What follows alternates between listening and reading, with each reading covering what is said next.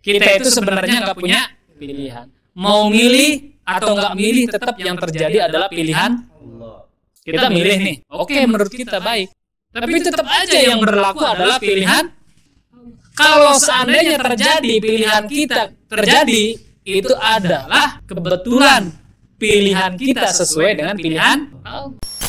Anaknya lagi sakit pengennya, nangis lah dia, nggak dikasih sama orang tuanya, jeritan. Kira-kira kalau dikasih es, ini orang tua sayang nggak? Justru nggak sayang. Justru anaknya nggak dikasih es, dikasihnya apa? Obat yang pahit. Dikasih obat yang pahit. Allah tuh saking sayangnya sama kita tuh begitu. Kadang-kadang di luar nalar kita.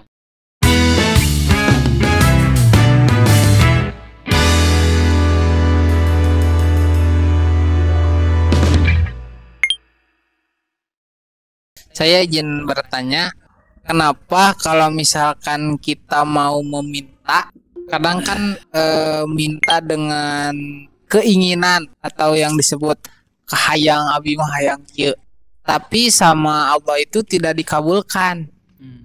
Terus secara tidak sadar ada pengganti yang dikabulkan gitu. Seperti keinginan kita tidak dikabul, tapi secara tidak sadar yang kita butuh yang diberikannya, bukan keinginan kita yang dikabulnya. Terus pertanyaannya, kenapa seperti itu gitu? Jadi Allah itu mengabulkan apa yang kamu butuhkan, bukan apa yang kamu inginkan. Jadi pertanyaannya, kenapa apa yang kita minta itu kadang nggak sesuai dengan keinginan? Ya persis tadi tuh. Jadi nggak semua yang kita inginkan itu kadang-kadang itu yang terbaik untuk kita. Asa antu hibbu syai'an wa huwa kurhul lakum wa asa anta kruhu syai'an wa huwa khairul lakum. Apa yang menurut kita itu baik belum tentu, barangkali itu adalah kejelekan, keburukan. Apa yang menurut kita itu jelek belum tentu, barangkali itu adalah kebaikan bagi kita. Jadi artinya manusia itu sebenarnya nggak tahu apa-apa. Kita itu nggak tahu apa-apa. Yang Maha tahu siapa? Kita mau beli berlian, nggak ngerti ilmu berlian. Kira-kira kita beli berlian sendirian atau ngajak orang yang ahli berlian? Yang ahlinya. Udah begitu kita nggak nerima. Cek ahli berlian, ini bagus nih. Enggak, menurut saya ini. Kira-kira nurut sama ini atau firasat kita? Nurut sama yang ahli. Kita itu nggak tahu apa-apa. Yang terbaik menurut kita itu nggak tahu. Allah yang Maha tahu. Di dalam Al-Quran dikatakan, maka nalahumul khiyarah. Jadi sebenarnya kita tuh nggak punya pilihan. Kita itu sebenarnya nggak punya pilihan. Mau milih atau nggak milih, tetap yang terjadi adalah pilihan Allah. Kita milih nih, oke, menurut kita baik.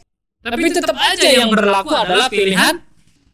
Kalau seandainya terjadi pilihan kita terjadi, itu adalah kebetulan pilihan kita sesuai dengan pilihan Allah. Jadi hakikatnya kita nggak tahu apa-apa. Gitu. Ini ada sebuah cerita. Ada seorang pengusaha sukses. Jadi dia nih udah tendernya luar negeri terus. Ya jobnya tuh di luar negeri. Pada suatu hari dia pengen berangkat ke luar negeri. Udah pesen tiket. Tanggal sekian, jam sekian. Kalau pesawat kan nggak bisa telat. Bahkan sebelum keberangkatan tuh kita 1 jam, 1,5 jam tuh udah harus di bandara. Ngurusin ini itu, check in ya. Nggak bisa kita langsung nyampe gitu, terus naik, bisa. Banyak prosesnya. Nah, si pengusaha ini ceritanya naik taksi. Di tengah-tengah jalan, taksi ini ternyata mogok. Nggak hidup-hidup. Waduh, saya bisa telat nih. Marah-marah lah dia.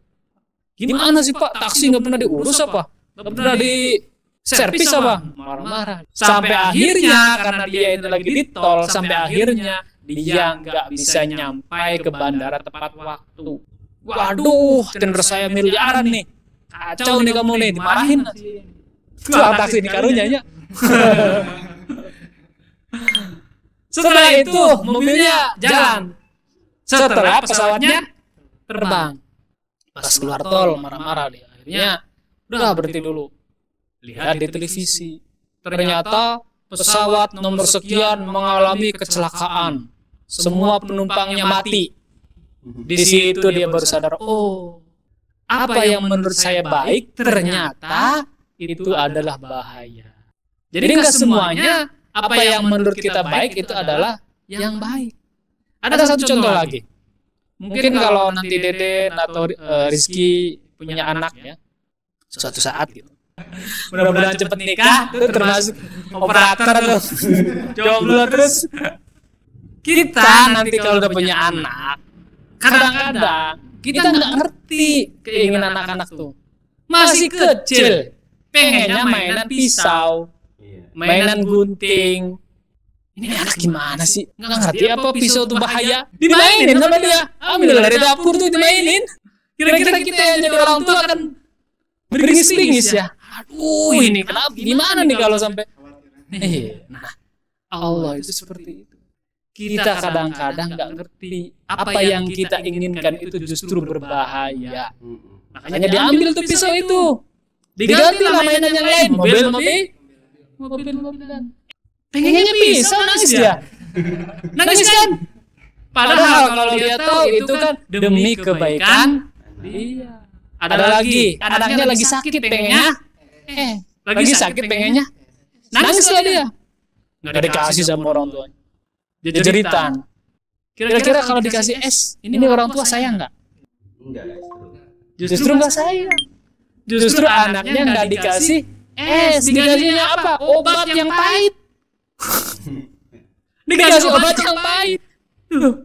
Allah itu saking sayangnya sama kita tuh begitu. Kadang-kadang di luar nalar kita.